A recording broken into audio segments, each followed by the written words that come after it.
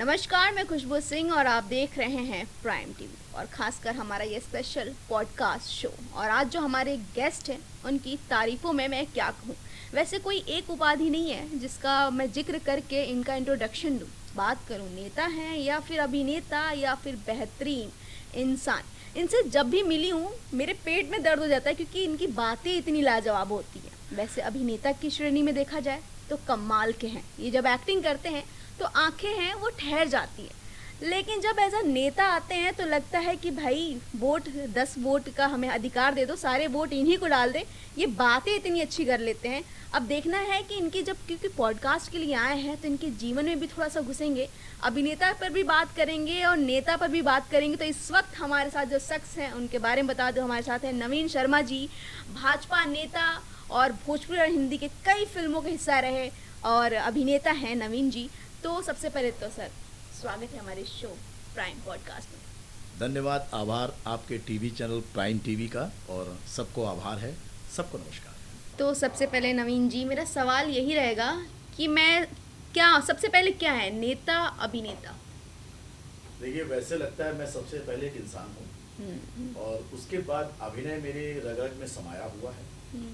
और जब मैं अभिनय के दौर से गुजरता हूँ तो अभिनेता हूँ, और जब सामाजिक स्तर पे उतरता हूँ समाज की लाठी बनने के लिए तो मैं नेता बनता हूँ। उसे कहते हैं कि दो नाव पे सवार नहीं होना चाहिए, और आप तो कई नाव पे सवार हैं। कभी गाते हुए दिख जाते हैं तो कभी भाषण देते हुए दिख जाते हैं। अभी हाल ही में एक क्लिप भी वायरल हो रहा है, उत्तर प्रदेश के स्वास्थ्य मंत्री के साथ हेलीकॉप्टर यात्रा कर रहे हैं। तो अभी कुछ दिन पहले देख रहे हैं कि चांदनी सिंह जो भोजपुरी की नामचीन एक्ट्रेस, उनके साथ आप रोमांस भी कर रहे हैं बनारस के घाट पे। तो नवीन जी क्या चल रहा है भाई? इतने नाव पे पैर रखेंगे तो कहीं डूब ना जाए। मुझे लगता है मैं नाव पे नहीं हूँ, मैं सिप पे हूँ। ओह, क्योंकि मुझे लगता है नाव मुझे झेल नहीं सकती है, मुझे सिप ही उठा सकता है। जहाँ पे हर एक कमरा है अलग अलग टैलेंट का। पे मैंने हर टैलेंट का एक रूम सेट करके रखा है। फिल्मी हो, राजनीति हो, सामाजिक हो, इमोशनल हो, रिलेशंस हो, सबको बराबर स्टेप पे दिया है और सबको समुद्र की सैर करा रहा हूँ। हम जब मंच पे आपको सुनते हैं तो काफ़ी कभी कभी आप अग्रेसिव हो जाते हैं और जैसे लगता है किसी की आत्मा आपके अंदर घुस गई हो। किससे इतना इंस्पायर होते हैं जो आपके अंदर से वो आग निकलती है? देखिए, सबसे पहले तो मैं एक चीज़ ज़रूर बताना चाहूँगा, हर नौजवान में एक आग है, बस उसको सही तरीके से जगाने की ज़रूरत है। मैं स्वर्गीय बाला साहब ठाकरे साहब से बड़ा प्रेरित हुई, क्योंकि उनके न्याय की जो प्रक्रिया थी वो आज के युवाओं में होनी चाहिए। क्योंकि कहीं ना कहीं युवा ठगे जाते हैं तो उनके सपने टूटते हैं। तो मुझे लगता है अगर बाला साहब ठाकरे को अगर जो भी युवा अगर एक बार प्रेरित मांग ले तो क्योंकि वो पहले से व्यक्ति रहे मेरी महत्वाकांक्षा नज़र में कि उन्होंने कभी राजनीति को अपना लक्ष्य नहीं बनाया। वो देश हित, राष्ट्र हित और नौजवानों के हित में बात की उन्होंने। तो मुझे लगता है ऐसे व्यक्ति को अगर मैं प्रेरणा स्रोत मानता हूँ तो मेरा सौभाग्य है। और मैं एक भारतीय हूँ, हम सब आज़ाद हैं और मुझे लगता है हर एक व्यक्ति का अपना एक प्रेरणा स्रोत व्यक्ति होता है। मेरे लिए बाला साहब ठाकरे, मैं उनको बहुत मानता हूँ। आपका एक हमेशा से एक अलग नज़रिया है और आप खुद भाजपा में हैं और उसको लेकर आप बहुत बेबाकी से अपना राय रखते हैं। अपने पार्टी को कहा जाए तो एक अच्छी तरह से डिफेंड भी आप बहुत अच्छे से करते हैं, लेकिन सोशल मीडिया पे हमें कोई और ही देखने को मिलता है।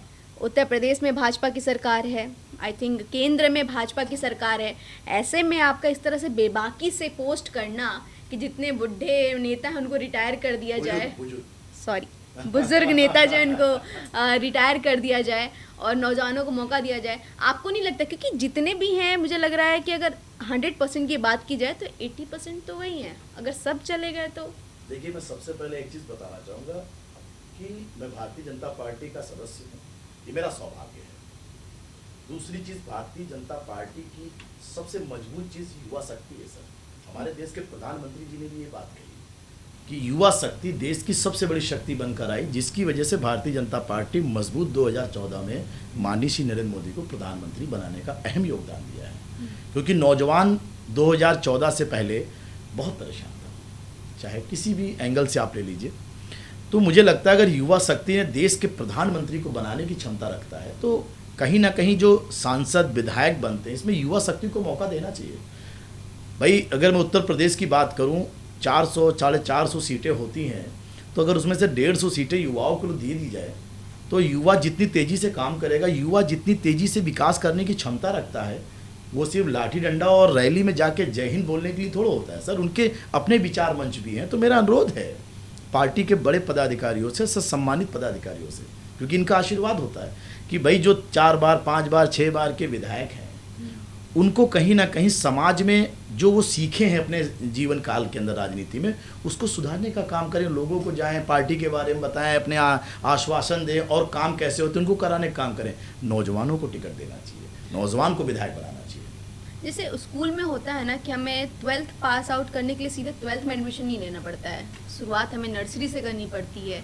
और अगर आपका बैकग्राउंड पॉलिटिकल नहीं है, आपके पापा मंत्री नहीं हैं, आपके पापा नहीं है भैया कोई राज्य मंत्री, और ऐसे में होता है तो जितने भी, मुझे लगता है आप जैसे युवा नेता है, पहले वो पार्टी के सदस्य बनते हैं, फिर कोई एक जिम्मेदारी दी जाती है, फिर वो कहीं के सदस्य बनते हैं, जब तक वो आते तब तक 40+ हो जाते हैं वो। देखिए, सबसे पहले मैं एक चीज़ बताना चाहूँगा, ये जो 40+ का गेम है, ये उनके लिए है जो बेचारे स्ट्रगल करके आ रहे हैं, और जिनके पापा मंत्री हैं, राज्य मंत्री हैं, मिनिस्टर हैं, सांसद, वो 26 साल में सांसद और विधायक बन जाते हैं, तो ये भी तो नाइंसाफी है ना। उन्होंने कौन से बूथ मंडल पे जाके काम किया है? तो उनका फैमिली बैकग्राउंड तो है सर, ना। फैमिली बैकग्राउंड, बिजनेसमैन होगा तो अपने बेटे को ही सर तो देगा मैं ना। यही तो मैं चाहता हूँ, राजनीतिक पार्टियां बिजनेस को क्यों आगे बढ़ावा दें? सर, बिजनेस अलग चीज़ है, राजनीतिक अलग बात है ना। 16-26 साल का एक मंत्री का बेटा क्या जानेगा सर, एक गरीब का दुख नहीं जान सकता। उसके लिए जो नीचे से स्ट्रगल करके 35-40 तक पहुंच गया है, वो जानता होगा ना स्ट्रगल क्या होता है। धूप में एक नेताजी आएंगे तो माला कैसे बड़ा पहनाना है उनको, कैसे उनका स्वागत करना है। तो सर, वो 26 साल के लड़के को टिकट देकर आप पीछे 40 वाले को परेशान कर रहे हैं। तो मुझे लगता है राजनीतिक पार्टियों को, सभी राजनीतिक पार्टियों से अनुरोध कर रहा हूँ मैं, जनता के दर्द को समझने वाला व्यक्ति जनता के बीच से निकाल के आप विधायक सांसद बनाइए। परिवारवाद की बात भाजपा करती है कि हर पार्टी में परिवारवाद है, और देखा जाए तो है भी। हम अगर सबसे बड़ी पार्टी उत्तर प्रदेश की कही जाए तो समाजवादी पार्टी है। इसे सुना है अखिलेश यादव जी से भी आपके अच्छे संबंध है?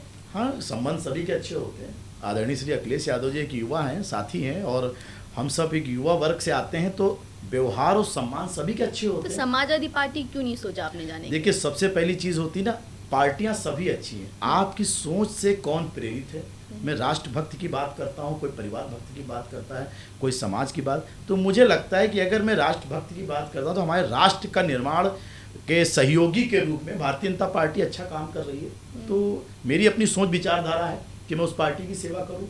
चलिए वापस सवाल पे आते हैं, क्योंकि परिवारवाद की भाजपा बात करती है और कई ऐसे हैं भी एग्जाम्पल्स के तौर पे कि उनके परिवार के लोगों को ही मौका देते हैं। किसी और की क्यों बात करें, हम लखनऊ के सांसद की बात करें। आई थिंक मुझे लगता है कि पंकज सिंह कैपेबल हैं वो, और तो उनको वो चीज़ें मौका मिल रही हैं। तो कई ऐसे होते हैं जो जन्मजात नेता होते हैं और जो लोगों को समझते हैं। हम नवीन जी को जानते हैं, समाज को लेकर बदलाव, आपके अंदर एक बोलते हैं ना, एक आग है, एक बदलाव चाहते हैं। जैसे अभी हम लोग कुछ देर पहले बात कर रहे थे, आपने कहा कि मुझे बदलाव करना है, और कहीं ना कहीं एक रुचि अभिनय की तरफ भी।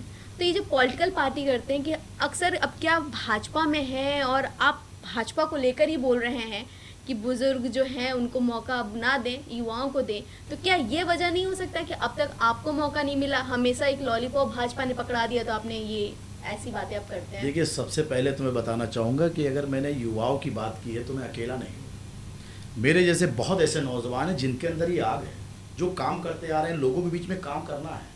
उन्होंने भी एक संकल्प लिया है कि अगर मुझे एक मौका मिलना चाहिए। बहुत टैलेंटेड लोग हैं, परिवार से अलग हटकर आप देखिए। दूसरा आईना मैं देखना चाहता हूँ कि बहुत ऐसे युवा हैं जो ये बात कहना चाहते हैं मगर कह नहीं पा रहे हैं। क्यों भाई, हम आज़ाद नागरिक हैं, और हम जिस पार्टी के सदस्य हैं, अगर हम अपनी मुखिया से अपनी बात नहीं कह सकते हैं, तो फिर हम जब अपनी ही पार्टी में डर के घूमेंगे, अपनी ही पार्टी से अपनी बात नहीं कह सकते। सर, एक बेटा अगर अपने पिता से बात करके अपने दिल की बात नहीं कह सकता है तो वो कहीं ना कहीं उसके सुसाइड करने जैसा लगेगा। तो मुझे लगता है अपनी पार्टी के मुखिया से हर एक नौजवान, हर एक व्यक्ति को अपनी बात कहनी चाहिए, क्योंकि पार्टी तभी बनती जब मुट्ठी बनती है। सर, आपके हिसाब से क्या वजह है कि युवाओं का जो वैसे तो मुझे दिखते हैं युवा, लेकिन हमेशा जैसे जिम्मेदारी दे दी जाती है, आपको ये 3 जिले का जिम्मेदारी दे दिएगा, ये 5 जिलों की जिम्मेदारी दे दिएगा, अच्छा ये योजना, इस योजना की जिम्मेदारी इस ज़िले में आपकी है। तो युवा काम कर रहे हैं, लेकिन जहाँ पे आप बात कर रहे हैं कि वहाँ पे मौका मिलना चाहिए, वो मौका नहीं मिल रहा है। इसकी मेन रीज़न आपके हिसाब से क्या है? देखिए, मेरे हिसाब से जो युवा काम कर रहे हैं, जिनके ऊपर जिम्मेदारियां डाल दी जाती हैं, वो उसमें परिपक्व हैं, इसीलिए उन पर डाली जाती है ना। रही दूसरी बात, उनको अवसर शायद इसलिए नहीं मिल पा रहा है क्योंकि उनके पीछे कोई बैकअप में पापा मंत्री या राज्य मंत्री नहीं है, विधायक नहीं है। मैं इस चीज़ की निंदा करता हूँ सर, मैं आपके चैनल के माध्यम से अनुरोध करता हूँ पार्टी के सभी बड़े शीर्ष नेताओं के लिए, यहाँ पर एक मैं आम सदस्य की तरह बात करना चाहूँगा कि आप कभी एक बूथ अध्यक्ष से पूछिए, क्या वो जिलाध्यक्ष नहीं बनना चाहता, क्या वो विधायक नहीं बनना चाहता? बनना चाहता है सर, मगर आप उसको मौका नहीं देते। दूसरी चीज़, अगर एक बुजुर्ग है 3 से 4 बार के वो विधायक बन चुके हैं, तो कहीं ना कहीं मुझे लगता है उनके पास तजुर्बा बहुत आ गया होगा, तो उनको कोई संगठन में पद दीजिए और एक उनकी जगह पे युवा को आप विधायक बनाइए। बेसिकली आप भी चाहते हैं कि इस इंडस्ट्री में एक एज लिमिट होना चाहिए, एक रिटायरमेंट बिल्कुल होना चाहिए सर, बिल्कुल होना चाहिए। अब यहाँ सपोज कीजिए शुगर बीपी से परेशान है विधायक भी, अब वो सुबह से एक्सरा और अल्ट्रासाउंड करा के पब्लिक का टाइम जो उनसे मिलने का तो अस्पताल में हो रहा है, तो वो क्या क्या समाज को सुधारेंगे? अब वहाँ से आएंगे तो क्या मिल पाएंगे? मगर एक नौजवान, देखिए विधायक और सांसद मेरी नज़र में सर जनता का वो नौकर होता है जो उसके घर जाना चाहिए। जब हमको वोट लेना होता है तो मैं उसके घर पहुँच जाता हूँ, और जब मैं वोट लेकर वापस जीत जाता हूँ तो वो हमारे घर पे खड़ा होता है। सर इसके लिए भी तो आपको जाना चाहिए ना, क्योंकि आप जिसकी बदौलत आए हैं आप उसको अनदेखा नहीं कर सकते। अभी 2 साल बचे हैं, अब देखिएगा जो सांसद विधायक साल 2 साल से निकले नहीं हैं, अभी 2 साल अभी 26 के करीब आने दीजिए, ये सब आपको मार्केट में मिलेंगे, सब बाकायदा अपनी अपनी। सर माननीय प्रधानमंत्री श्री नरेंद्र मोदी जी, श्री योगी जी जितना विशेष तौर से प्रदेश और राष्ट्र को संभाले हुए हैं, अगर उसकी ये मुझे लगता है पार्टी के जो विधायक बोले जाते हैं, सांसद बोले जाते हैं, अगर ये माननीय मोदी जी योगी जी को थोड़ा सा भी फील कर लेना, भाई माननीय देश के प्रधानमंत्री 6 घंटे सोते हैं, काम कर रहे हैं, और ये विधायक जी 18 घंटे सोते हैं तो काम कर रहे हैं, कैसे काम चलेगा सर? सारी योजनाएं प्रधानमंत्री जी ग्राउंड लेवल पे दे रहे हैं, मुख्यमंत्री जी ग्राउंड लेवल पे दे रहे हैं, दोनों डिप्टी सीएम दौड़ रहे हैं, बाकी लोगों के काम दिख नहीं रहे सर। क्या दिख रहे हैं? उनसे पूछे कहाँ है जनता, मिलने जाए मिलेंगे नहीं, आप मिलना चाहिए सर। और अभी 26 आने दीजिए, सब मिलने लगेंगे आपके घर आएंगे और बताइए कैसे हैं? अरे सर ऐसे नहीं होता है, चुनाव के टाइम आप मंदिर समझ रखे हैं कि आप अपने हिसाब से आरती करेंगे, ऐसा नहीं है सर। हिंदुस्तान का नौजवान जाग गया है, वो आपकी सारी चीज़ों को समझता है। आप उत्तर प्रदेश के जिला उन्नाव से बिलोंग करते हैं, जी हाँ, आपके सांसद आपके विधायक मिलते हैं? सर बिल्कुल मिलते, मेरे नज़र में जो जिनको मैं बहुत करीब से जानता हूँ, नाम एक का नहीं लूँगा क्योंकि 6 विधायक हैं, तो 6 मेरे दोस्त हैं, मित्र हैं, अच्छे हैं। हाँ, मेरे जिले के विधायक काम कर रहे हैं। सांसद जी तो सदाबहार हैं, तीसरी बार सांसद जी हैं, माननीय महाराज जी हैं हम लोगों के, तो काम तो देखिए वो लाए हैं इधर, काफ़ी उन्होंने रोड के विकास के लिए भी माननीय नितिन गडकरी जी के भी विभाग से काफ़ी काम लाए हैं, तो हमें तो काम दिख रहा है। जो काम दिखा है मैं उसकी बात करना चाहूँगा। हाँ, अनुरोध जरूर करना चाहूँगा जो हमारे जिले से 3-3, 4-4 बार के विधायक हैं, इनको अब संगठन में सेवा के लिए लगाया जाए और नौजवानों को मौका दिया जाए। खासकर नवीन जी को देना दें, हजारों नवीन जी पार्टी में हैं, उनको दें, क्योंकि कोशिश तो आपकी भी जारी है। सर बिल्कुल कोशिश जारी, मैं इस हिंदुस्तान का एक नागरिक हूँ, जब सारे डुबकी लगा रहे हैं तो मैं क्यों नहीं, मैं भी जाऊँगा, और मुझमें किसी चीज़ की कमी नहीं है सर, आई एम परफेक्ट। वैसे भी आप भोजपुरी इंडस्ट्री में हैं और भोजपुरी इंडस्ट्री के एक्टरों का रिटायरमेंट पॉलिटिकल लाइफ ही है, मतलब देखा जाए तो मनोज तिवारी, रवि किशन, पवन सिंह, कुछ दिन बाद खेसारी लाल यादव भी दिखेंगे, रितेश पांडे भी सुन रहे हैं बिहार इलेक्शन में आने वाले हैं, कई अदाकारा तो भाई चुनाव प्रचार में नज़र आती हैं, जहाँ इलेक्शन आता सब आ जाते हैं। वैसे में नवीन शर्मा पहले ही भी घुस चुके हैं और इसमें डुबकी लगाने वाले हैं। भोजपुरी इंडस्ट्री ही क्यों चुना आपने? आपने बॉलीवुड में भी मैंने सुना वेब सीरीज में कुछ काम किए हैं आपने? नहीं, हिंदी फिल्मों में काम। मैंने गांधीगिरी में स्वर्गीय ओमपुरी जी के साथ काम किया, पिक्चर का मुख्य विलन था मैं। फरहान अख्तर के साथ लखनऊ सेंट्रल में काम किया मैंने। यंगिस्तान मेरी पहली फिल्म थी, कैसी अडोर हिंदी फिल्म मैंने की, और वेब सीरीज़ की थी ब्यूटी किलर। उसके बाद भोजपुरी इंडस्ट्री में मुझे लोगों ने पसंद किया, और जब लोगों ने पसंद किया तो कहते नहीं, जहां आपको अच्छा सम्मान और मिलने लगे तो आप वहाँ जल्दी पहुँचिए। 1 मिनट पहले तो हम कुछ सुनेंगे सर, भोजपुरी इंडस्ट्री की बात है, ये तो गाना कुछ तो गुनगुनाइए। अब देखिए भोजपुरी इंडस्ट्री में जो हमारे भोजपुरी के महान सिंगर हैं, उनकी तरह तो मैं हूँ नहीं। चलिए सुनते हैं। तो मुझे लगता है कि अपनी धुन में मैं कुछ ना कभी ना गुनगुना लेता हूँ, और मैं हिंदी में गुनगुनाऊँ तो ज़्यादा बेहतर होगा, मुझे बस सुनना है। वैसे आवाज़ पसंद ना है तो सभी दर्शकों से माफ़ी चाहूँगा। मुझे अक्सर पुराने गाने बहुत पसंद है, और मैं पुराने गानों का संवाद अपने जीवन में जोड़ के रखता हूँ, क्योंकि वो जो भी उसमें गीत के बोल होते हैं वो कहीं ना कहीं आपके जीवन पर प्रेरित हो जाते हैं। तो मैं ऐसे गीतों को बड़ा दिल से छू के रखता हूँ। हम्म, तो एक ऐसे गाना है, मुझे ज़्यादा गाने आते नहीं, मुझे एक ही दो लाइनें आती हैं, मैं गुनगुना दे रहा हूँ। जी जी। छू कर मेरे मन को किया तूने क्या इशारा, छू कर मेरे मन को किया तूने क्या इशारा, बदला सा मौसम, बदला सा किनारा, छू कर तेरे मन को किया हमने क्या इशारा। हाँ हाँ, मतलब सुनने लायक सब गा लेते हैं। अब शायद कभी कभी मैं अकेले भी गाता हूँ, वैसे मैं किसी को सुनाता नहीं हूँ। अब मेरा सवाल ये है कि जिस इंडस्ट्री की पहचान ही आवाज है, भोजपुरी इंडस्ट्री में टिकता वही है जो गाता है। हाँ। तो आप कैसे टिके हैं सर? ये सर मेरी माँ का आशीर्वाद है। दुनिया में कहते हैं ना, ब्रह्मास्त्र अगर आपके पास है तो सिर्फ माँ है, और अगर आप माँ का आशीर्वाद ले लें तो मुझे लगता है दुनिया में चाहे वो जंग हो, चाहे वो आपका कैरियर हो, आप कभी पीछे नहीं हट सकते। जैसे कि हमारे भारतीय सेना भारत माता का नाम लेकर वो दुश्मन के किले में घुस जाती है और फतेह करके चली आती है।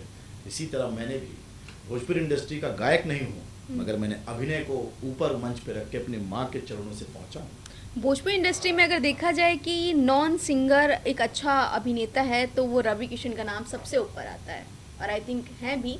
अगर पुरानी एकदम गंगा मैया तोरे पियरी चढ़ाइबो की बात ना की जाए तो इस जनरेशन की बात की जाए, क्योंकि तब सच में फिल्में भोजपुरी में बनती थी। और मुझे लगता है कि जो बॉलीवुड के महानायक या फिल्म इंडस्ट्री के महानायक है, अमिताभ बच्चन जी ने भी हमारी इंडस्ट्री में काम किया है। प्रियंका चोपड़ा जैसी जो अब हॉलीवुड की कई बेहतरीन फिल्मों का हिस्सा है, उन्होंने तक फिल्में प्रोड्यूस की हैं भोजपुरी की।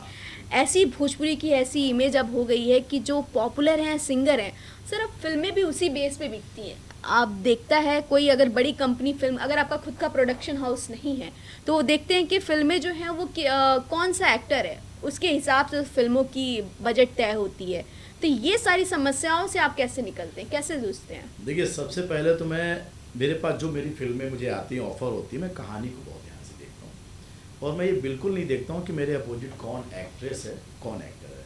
अगर डायरेक्टर और प्रोड्यूसर और राइटर को लग रहा है कि नवीन शर्मा उस कैरेक्टर में फिट है और वो कैरेक्टर ठीक है, और मुझे अपना पैसा भी मालूम होना चाहिए, मुझे लगता है मेरा पैसा भी फिट है, तो मैं उस फिल्म में काम करता हूँ। रही बात, आपने बहुत अच्छी बात कही कि इंडस्ट्री कुछ लोगों में सिमट गई है। आज मैं आपके चैनल के माध्यम से वही बात कहना चाहूँगा कि उन निर्माता निर्देशकों को समझना चाहिए कि अगर आप एक इंडस्ट्री में 1 लाख लोग काम करते हैं और आप 4 लोगों पे डिपेंड हो जाएंगे, तो इंडस्ट्री के जो 96,000 लोग हैं वो सुसाइड करेंगे सर, क्योंकि उनके रोजगार बंद हो जाएंगे।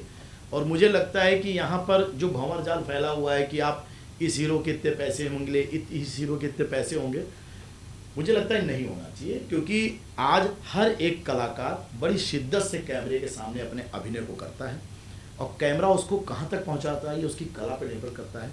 रही बात जो 2-4 बड़े कलाकार बन चुके हैं, अब जैसे आपने श्री रवि किशन जी की बात की, मैं जिन्होंने बात करना चाहूँगा, वो इंसान बहुत अच्छी है, और मैंने उनके साथ 2-3 फिल्में की हैं और मुझे बड़ा अच्छा लगा। वो सिखाते भी हैं अपने से छोटे कलाकार को, वो जेन्युइन व्यक्ति हैं। भोजपुरी में बहुत बड़ा उन्होंने एक नया आयाम बना दिया है, जिसके बाद पवन सिंह जी हैं, केशारी जी हैं, दिनेश जी हैं, इन लोगों ने उसको ग्राफ बनाए रखने में कामयाबी भी तो हासिल की। मगर मुझे लगता है इंडस्ट्री को सीमित नहीं करना चाहिए, सीमित नहीं करना चाहिए, असीमित करना चाहिए। अगर आप सीनियर हो गए हैं तो आपको मौका देना चाहिए। अपने जो साथी कलाकार हैं जो उस प्याम पे नहीं पहुंच पा रहे हैं, आप उनके लिए भी रास्ते खोलें। तो मेरा अनुरोध है आपके चैनल के माध्यम से, अगर मेरे भाई बंधु देख रहे हो कि आपके बाद भी इंडस्ट्री चलनी चाहिए ना सर, तो आपको तैयारी करनी है ना, तो उन्हें कहीं ना कहीं क्रिकेट से प्रेरणा लेनी चाहिए। सही समय पे बैट्समैन रिटायरमेंट ले लेता है, ताकि जो नीचे बच्चे बेचारे खेल रहे हैं, वेटिंग में लगे, उनको मौका मिलना चाहिए। आई थिंक इस बार का आईपीएल बड़ा यादगार होने वाला हाँ था, मतलब यादगार है भाई। मुझे और लगता है पंजाब और बेंगलुरु दोनों भिड़ंत में हैं। अब देखिए, मुझे लगता है दोनों की अभिलाषाएं, दोनों मेहनत करके पहुंचे हैं। भाई ये खेल है सर, कोई एक ही जीतेगा। इतना बेबाक नवीन शर्मा, मतलब पॉलिटिकल पे इतना खुल के विचार रखते हैं, लेकिन भोजपुरी की बात आती है तो इतना हमें सोशल मीडिया पे आप दिखते नहीं है बोलते हुए। किसी से किसी का खौफ है क्या वहाँ पे? मैं नवीन शर्मा आपके चैनल के माध्यम से बिल्कुल दिल से बात करता हूँ। मैं भोजपुरी इंडस्ट्री में क्या, मैं किसी का खौफ नहीं रखता सर, मैं अपने आप में खौफ हूँ। मुझे लगता है मेरा नाम बड़ा है, मैं बड़ा हूँ सर, कोई दुनिया में छोटा नहीं है। आप समाज को लेकर बात करते हैं, आप पॉलिटिकल में बदलाव की लेकर बात करते हैं और खुल के अपना विचार रखते हैं, और शायद ये मुझे बहुत अच्छा लगता है क्योंकि जितना आप रख के, क्योंकि भाजपा ऐसी सरकार है जहाँ पे मैंने बहुतों को देखा है कि वो बस वहाँ रहने के लिए, अपनी गद्दी बचाने के लिए बहुत चीज़ें अपने तक ही रखते हैं, लेकिन आप उनमें से नहीं हैं। आपको उसकी नहीं परवाह है, भैया हम जैसे हैं रखना रखो। लेकिन जहाँ भोजपुरी इंडस्ट्री, जिसको हम अपना घर कहते हैं क्योंकि उत्तर प्रदेश और बिहार को रिप्रेजेंट करती है, वो हमारे कल्चर को रिप्रेजेंट करते हैं, अब तो ज़्यादातर शूटिंग्स यूपी में होने लगी हैं। तो इतना सब देखकर भी नवीन शर्मा चुप क्यों हैं? देखिए, नवीन शर्मा को एक चीज़ बहुत पसंद आई है, मैं अपने दिल से बात कर रहा हूँ जेन्युइन, कि देश के प्रधानमंत्री जो वर्क करते हैं वो समाज के लिए कर रहे हैं। मुझे लगता है ये चीज़ मैं बोल रहा हूँ बहुत छोटी है, उनके चरणों पे भी छोटी है, क्योंकि उससे बहुत बड़ा उनका ग्राफ है। और हमारे प्रदेश को माननीय योगी जी ने जो संभाल के रखा हुआ है, और ख़ास तौर से उनके आने के बाद जो भोजपुरी क्या फिल्म इंडस्ट्री को जो उत्तर प्रदेश में सुख सुविधाओं का अनुमोदन बहुत अच्छा हुआ है। सब्सिडी सरकार दे रही है फिल्मों के तौर पे, तो ज़्यादातर एक्टर्स भी चाहते हैं कि हमारे उत्तर प्रदेश को चुना जाए। बड़े एक्टर्स आजकल इस चयनित कर रहे हैं, अक्षय कुमार जैसे लोग हमारे इंडस्ट्री में रहकर और लखनऊ और उत्तर प्रदेश की धरती पे गांव-गांव में शूटिंग कर रहे हैं। तो योगी जी का बहुत बड़ा आशीर्वाद है उनके ऊपर, और मुझे लगता है कि फिल्म बंधु ने बहुत कुछ दिया भी है इंडस्ट्री को, बिल्कुल सुविधा दी है, सरकार की सब्सिडी दी है, और पर्यटन विभाग के इतने अच्छे दार्शनिक स्थल है हमारे उत्तर प्रदेश में, वो सब उनकी नज़र में आता है। और सर मुझे लगता है उत्तर प्रदेश उस लायक भी, क्योंकि मुझे लगता है कि बॉलीवुड की आधी ज़्यादा वेब सीरीज और फिल्में हमारे यूपी पे डिपेंड है। सर पूरी बॉलीवुड में महानायक ही उत्तर प्रदेश से आते हैं। स्टोरीज भी सर मिर्जापुर देख ली जाए और गैंग ऑफ वासेपुर। बिल्कुल बिल्कुल, और उत्तर प्रदेश की स्टोरी तो वैसे ही बहुत जल्दी फेमस हो जाती है। आप कोई भी बड़ा कांड कर दीजिए, सबसे पहले उत्तर प्रदेश की रिपोर्टिंग आती है।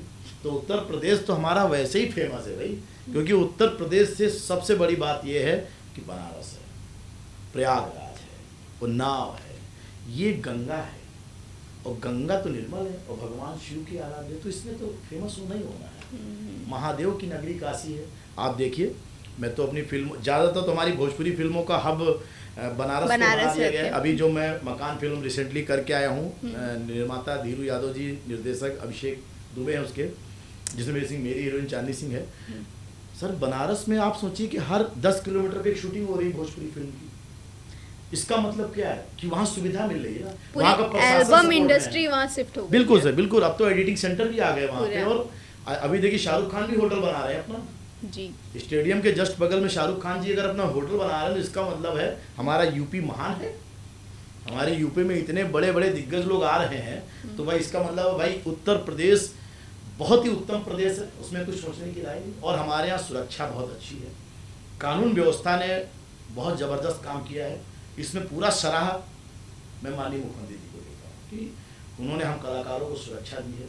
हमारे जैसे और भी कलाकार हैं, हमसे बड़े कलाकार हैं, वो सब आते हैं, तो उन्हें एक चीज़ का बहुत भरोसा है कि हम उत्तर प्रदेश सुरक्षित हैं। सर फिल्में तभी बन सकती जब कलाकार सुरक्षित होगा, तो जब हम कलाकार सब सुरक्षित होते हैं तो हमारी फिल्में शांति से बन जाती है।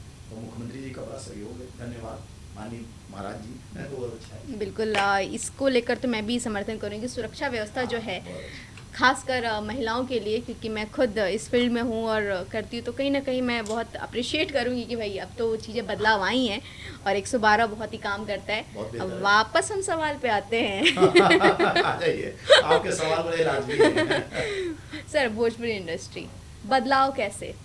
सर सबसे पहले तो भोजपुरी इंडस्ट्री में मुझे लगता है बदलाव करना चाहिए स्क्रिप्ट का, खासकर जो महिला विरोधी स्क्रिप्टें बन रही हैं, सास बहू सास चरण, थोड़ा सा चेंज करें, क्योंकि समाज अब बहुत आगे जा चुका है। मेरे सभी राइटरों से निवेदन है स्टोरी को चेंज कीजिए। बड़ी दीदी, बड़ी बहू, बड़ी सास, छोटकी, ये सब एक्चुअली में ये घर के अंदर दबाव जा रहा है, मुझे लगता है चेंज करना चाहिए। लेकिन सर दर्शक भोजपुरी इंडस्ट्री के वही हैं। सर दर्शक तो हैं, मगर अब उनके घरों में भी ऐसा नहीं होगा, क्योंकि अब जो बच्चियां बहू बन के आ रही हैं, सास बन के जो पहले की बैठी हैं, तो वो अब बहुएं ऐसी हैं जो अपनी सास को पढ़ा रही हैं, शिक्षित कर रही हैं, उनको नई जनरेशन का एंड्रॉयड मोबाइल चलाना सिखा रही हैं। और मुझे लगता है आप भी एक बहुत अच्छे घर की बहू हैं, जी। तो आप भी देखिए अपनी मदर इन लॉ की कितनी तारीफ करती हैं जी। कि भी देखिए मैं कभी कभी जल्दी निकलती हूँ तो मेरा टिफिन भी तैयार कर देती है। तो सर आजकल की बहुएं बेटियाँ बहुत अच्छे हैं। अब ज़्यादातर वो सास बहू के नखरे और झगड़े वाले सीरियल्स भी देखिए थोड़े बहुत कम हो गए हैं, वो भी सब्जेक्ट बेस पे काम कर रहे हैं। तो थोड़ा सा भोजपुरी में बदलाव होना चाहिए। दूसरी चीज़ जो हमारे यहाँ अभिनेत्रियों को लेकर जो गलत गलत वायरल चीज़ें होती हैं उस पर थोड़ा कहीं ना कहीं कंट्रोवर्सी कम होनी चाहिए, क्योंकि हमें लगता है अगर हमारी फिल्म अच्छी बनी है और हम कंट्रोवर्सी ना करें तो आराम से दर्शक उसको अच्छी नज़र से देख सकते हैं। मतलब कहें तो ये भोजपुरी इंडस्ट्री एक मात्र ऐसी इंडस्ट्री है, या तो यहाँ सिंगर टिकता है या तो जोड़ियाँ। एक्ट्रेस वही टिक पाती है जिनकी जोड़ी किसी एक्टर के साथ बनी हुई है, दर्शकों को पसंद आ रही है। अब देखिए बात तो आपकी सही है कि अभी तक तो लोग जोड़ियों पे टिके हुए थे, मगर इकलौता नवीन शर्मा है जिसकी हर हीरोइन संग जोड़ी है और मैं टिका हुआ हूँ, मजबूती से टिका हूँ। हाँ, मैं थोड़ा पिक्चर अपने हिसाब से करता हूँ, मैं थोड़ा सा डायरेक्टर देखता हूँ, सही ठीक ठाक है, एक्शन बोलने में ठीक है, तो मैं तब काम करता हूँ। और जोड़ी मुझे लगता है कि डायरेक्टर और राइटर जब वो किसी एक्टर को साइन करता है तो उसके सामने हीरोइन का चेहरा चलता है कि मुझे किसको लेना चाहिए, किसकी दर्शक देखना चाहेंगे इसके साथ, तो उन दर्शकों की नज़र पे किसकी जोड़ी हिट होती है, ये फायदा होता है प्रोड्यूसर का। तो वो आपकी फिल्म मकान के कई क्लिप सोशल मीडिया पे वायरल तो हो रहे हैं, लेकिन एक अफवाह भी बहुत तेजी से वायरल हो रहा है आपके बारे में। मेरे बारे में? हाँ। क्या बात है, मजा आ गया। अफवाह ये है कि इस बार के बिग बॉस में नवीन शर्मा दिखेंगे हमें। देखिए भाई, ये तो मुझे भी बड़ा बेसब्री से इंतज़ार है और मेरे लोग काफ़ी तबीयत से लगे हुए हैं और बहुत जल्दी ईश्वर चाहेगा तो मीडिया में ही दिखेगा। मतलब ये खबर मतलब 100% सच है? हो सकती है बस, क्योंकि मुझे लगता है कोई भी सस्पेंस आप जल्दी मत खोलिए, नहीं तो सारा मजा निकल जाएगा। चलिए ठीक है, तो हम क्योंकि प्राइम पॉडकास्ट कर रहे हैं और हम सब हमारे दर्शक जो देख रहे हैं, तो अभी डील हो जाए, अगर ऐसा कुछ भी होता है तो पहला इन्फॉर्मेशन सिर्फ हमें मिलेगा। अरे क्या बात है, मुझे लगता है कि प्राइम टीवी पे बैठकर मैंने अपने दिल की बात कर दी है, तो पॉडकास्ट मिलेगा भैया। दिल की बात से याद है, थोड़ी घर की भी बात कर लेते हैं। कुछ अपनी मिसेज के बारे में बताइए, मतलब वो क्या है, हाउसवाइफ है या वो भी किसी जॉब प्रोफाइल में है, पॉलिटिक्स में है, एंटरटेनमेंट में है? मैं वैसे तो एक चीज़ ज़रूर बताना चाहूँगा कि मैं अपनी राजनीतिक और फिल्म इंडस्ट्री और सामाजिक में कहीं भी उनका योगदान मैं पब्लिक में नहीं लाता हूँ। आपने सवाल पूछा है तो मैं ज़रूर कहूँगा और यही कहूँगा कि वो बहुत अच्छी इंसान है, एजुकेटेड है। सामने बैठी है इसलिए तो नहीं बोल रहे हैं? नहीं, ऐसा कुछ नहीं है। जा कर रही है, वो 24 घंटे सामने ही रहती है। मैं तो सुबह उठते कहता हूँ, हे प्रभु जीवन निरुपम अनुपम कर दो। सर देखिए, मैं एक चीज़ जानूँ, भगवान सामने ही होता है और अंदर होता है। आप महसूस कीजिए कैसे आप अपने आप को महसूस कर सकते हैं। दूसरी चीज़, एक अच्छे इंसान के रूप में जब वो आपके साथ होते हैं तो मुझे लगता है आप अच्छे इंसान बन सकते हैं। तो घर को चलाने के लिए, जीवन को संवारने के लिए और मुझे लगता है माँ बाप को संभालने के लिए एक बेटी जब बहू बन के आती है तो उसे अपने विचारों का आदान प्रदान करना पड़ता है। और धन्यवाद है, आभार है। मुझे लगता है कि हमारे परिवार में जो भी बहुएं आ रही हैं सबका स्वागत, अभिनंदन है। और मैं अनुरोध भी करना चाहूँगा देश की सभी आदरणीय बहनों से कि आप लोग अपने घरों में पति की सेवा करें ना करें, माँ बाप की सेवा जरूर करें। पति तो अपनी सेवा कहीं ना कहीं करा ही लेगा। मजाक था भैया, मैं घर ही में कराऊंगा। वहाँ से नजरें आई इधर। हाँ बिल्कुल बिल्कुल, टीवी चैनल पे देख के मुझे घूरा जा रहा होगा। चलिए, वापस आपसे बात करके तो ये तो लग गया कि पॉलिटिक्स लाइफ में क्या चाहिए। 2027 की तैयारियां शुरू हो रही हैं, फिल्मों को लेकर क्या चाहिए भैया? बैक टू बैक फिल्में आने वाली हैं, जिसकी हमने अभी बात नहीं की कि अगली फिल्म शायद आपकी लखनऊ में ही शूटिंग होने वाली है, प्रॉपर 1 महीना। सर हम अगली फिल्म हम दीवार शूट कर रहे हैं और इसमें प्रोड्यूसर वसीम खान साहब हैं, मेरे को एक्टर समीम खान है और मैं हूँ। और जहाँ तक अनुमान करेंगे कि आपको चांदनी सिंह हमारे साथ दिखेंगी इस फिल्म में। बाकी ये फिल्म लखनऊ में शूट होगी और लखनऊ के आसपास कुछ जगह शूट होगी। अच्छी फिल्म होगी और मेरी फिल्मों में खास तौर से आपको कहानी नज़र आएगी और फिल्म के टाइटल भी अच्छे ही होते हैं, मकान फिर दीवार। और सर देखिए, मकान बनेगा तो दीवार बनेंगे ना उसके बाद। हाँ हाँ बिल्कुल, पहले दीवार बननी चाहिए, मगर पहले बाद में दीवार, पहले मकान बना के हम दूसरी मंजिल की दीवार बनाएंगे।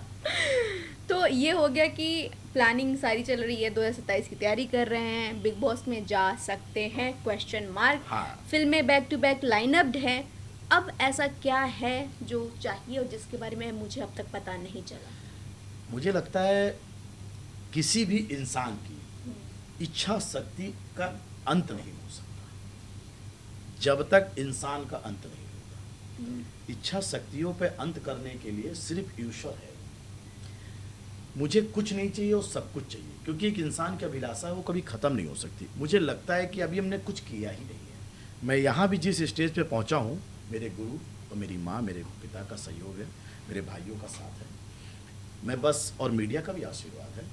मैं इतना कहना चाहूँगा कि मेरी एक मंजिल है, उस मंजिल को मैं तलाश रहा हूँ। मैंने अपने आप को कभी नहीं अचीव किया कि मैंने इतने अवार्ड पाए हैं या मैं इस लेवल पे खड़ा हूँ। मुझे लगता है अभी भी मैं से शून्य हूँ, क्योंकि शून्य की परिभाषा अनमोल परिभाषा होती है। गिनतियाँ तो घटती बढ़ती हैं, शून्य को कोई घटा बढ़ा नहीं सकता। तो अगर मैं शून्य पे अपने आप को देखता हूँ तो मुझे लगता है मेरे आगे अंक लग सकते हैं। जैसे आपने बताया कि पॉलिटिक्स में आने से पहले या फिर पॉलिटिक्स में तो आप किसको देख के इंस्पायर होते?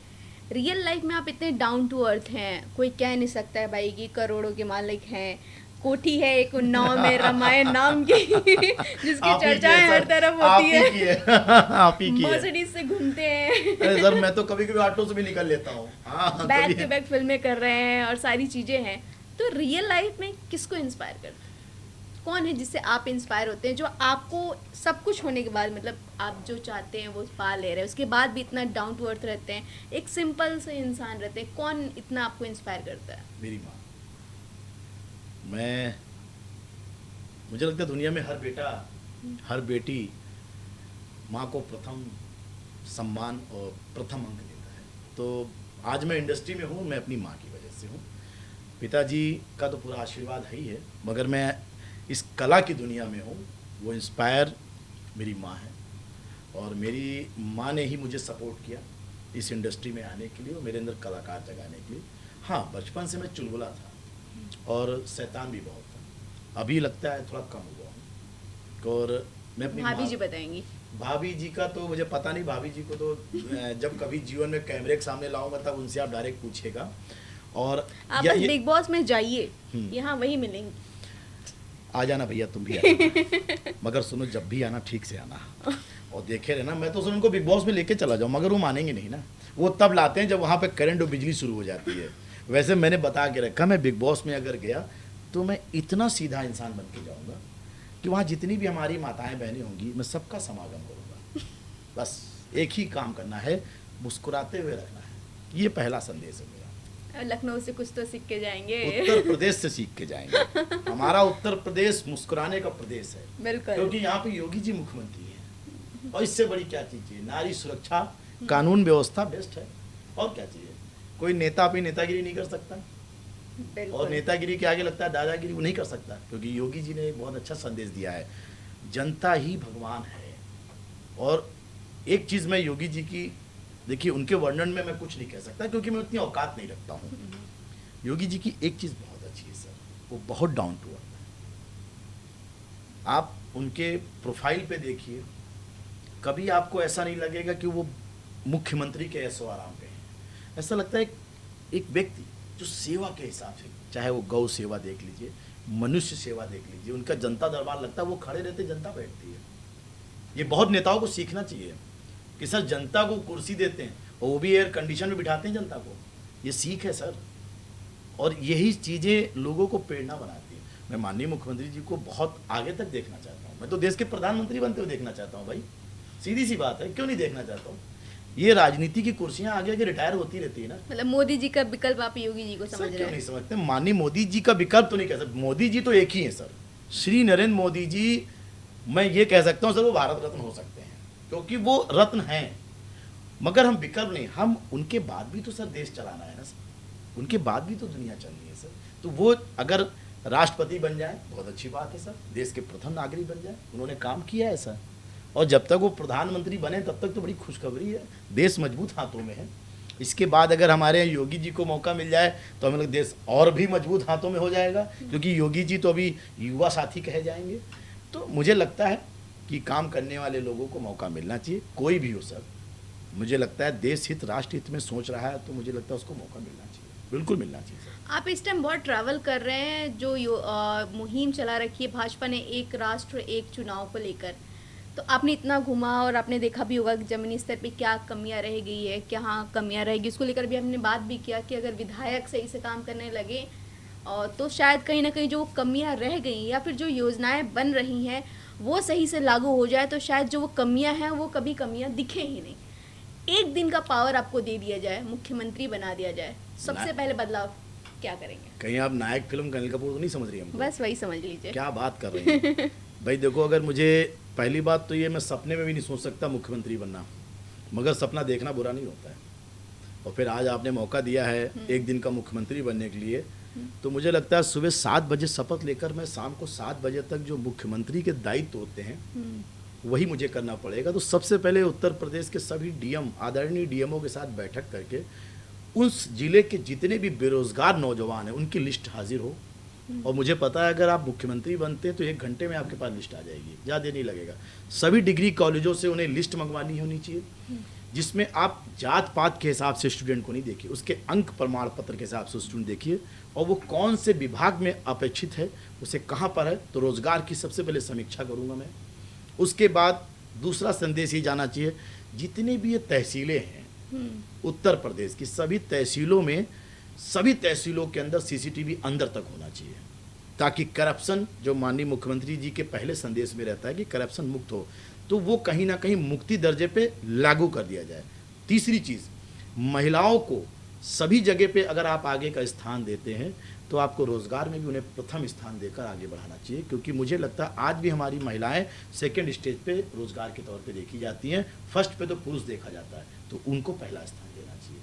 चौथी चीज़ क्या है, आपके पास जितने भी आपके नेता हैं उन सबको 1 घंटे आप समीक्षा बैठक करने के बाद उनमें कितनों के पास क्या जिम्मेदारी सही से हो पाई है, नहीं हो पाई है, उसकी समीक्षा करके उनको उसी हिसाब से उसी टाइम निर्णय लेना चाहिए। इस प्रकार के 4 काम ऐसे हैं जो मुझे लगता है एक मुख्यमंत्री एक दिन का मुझे बनाया जाए तो मैं बहुत तबीयत से कर सकता हूँ। पर ये सर काम हो तो रहे हैं, अक्सर देखते हैं डीएम के साथ बैठक, विधायकों की बैठक, तहसील में चक्कर लग रहे हैं मंत्रियों के, हो तो रहा है, रिजल्ट क्यों नहीं आ रहा है, क्या कमी सर है? मैं आपको एक चीज़ बताऊंगा, ये भी माननीय मुख्यमंत्री जी के आदेश से हो रहा है। माननीय मुख्यमंत्री जी बहुत ईमानदार हैं, वो अगर इतना काम ना करें, इतना टाइट रहा ना है, तो ये लोग तो काम ही ना करें। तो मैं मुख्यमंत्री जी जैसा व्यक्ति प्रदेश में अगर आज मुख्यमंत्री है तो ये आपको दिख रहा है कि मंत्री, सांसद, विधायक जा रहे हैं और दिखा नहीं रहे, काम कर रहे हैं। डीएम साहब का काम क्या होता है ये उनको बखूबी पता है। ये बड़ा दुर्भाग्य है कि कोई मंत्री जाके बताए कि आपका ये काम है तो बड़ा ताज्जुब लगता है। वो आईएएस पढ़कर आए हो, आप तो सामाजिक ज्ञान पढ़कर आए, आपको पता है, मगर उसके बाद भी मंत्रियों का सहयोग रहता है, विधायकों का सहयोग रहता है। बस एक ही निवेदन है कि जब डीएम कार्यालय में कोई वहाँ का जनमानस जाए तो उसे वेटिंग में ना रखा जाए, उसके लिए डीएम साहब को तुरंत मिलना चाहिए, क्योंकि वहाँ तभी जाता है जब वो सारे विभागों से थक हार जाता है। तो ये आपके चैनल के माध्यम से उत्तर प्रदेश के सभी आदरणीय जिला अधिकारियों से निवेदन करूँगा कि जब जनता आपके दरबार पे जाए तो आप उनसे पहले मिलें, वीआईपी से बाद में मिलें। चलिए, बहुत अच्छा लगा, बहुत बहुत धन्यवाद, आपने वक्त दिया और इतनी सारी बातें की, और सच में बहुत मज़ा आया। और मुझे लगता है कि एक पॉडकास्ट, एक इंटरव्यू में पॉसिबल नहीं है नवीन जी को कवर करना पूरा। तो पहले तो मैं भाई बहुत बधाई देना चाहूँगी आपकी फिल्म मकान के लिए और अपकमिंग फिल्म जो है दीवार के लिए, जिसकी शूटिंग लखनऊ में होने वाली है और इसके सेट पे मैं जरूर जाने वाली हूँ। स्वागत अभिनंदन है आपका, पूरी प्राइम टीवी चैनल का स्वागत अभिनंदन रहेगा। आप लोग आते हैं तो शोभा बढ़ती है हमारे सेट की। और बाकी 2027 में अब ज़्यादा दिन नहीं बचे हैं, तो फिर मिलते जल्दी हैं। पार्टी करेंगे, जल्दी पार्टी करेंगे। और मुझे लगता है कि पार्टी अपने नौजवानों पे जरूर इस बार दांव लगाएगी। मुझे लगता है नौजवानों को इस बार टिकट मिलेगा, और नौजवान लड़ने के लिए भी क्षमता रखता है सर। वो जब दूसरों को जिता सकता है तो खुद क्यों नहीं जीत सकता, लड़ेगा, ताकत होगी, और मुझे लगता है भरोसा भी होगा। और आप आएंगे, मैं प्रचार में आपको ले चलूँगा। चलिए, आप भी यहीं, हम भी यहीं। क्या बात। तो इस पॉडकास्ट को यहीं समाप्त करते हैं, और सच में बहुत अच्छा लगा। फिर मिलते हैं और इनसे जुड़े भी अपडेट्स मिलेंगे यहीं पे, तो बने रहिए हमारे साथ और देखते रहिए प्राइम पॉडकास्ट।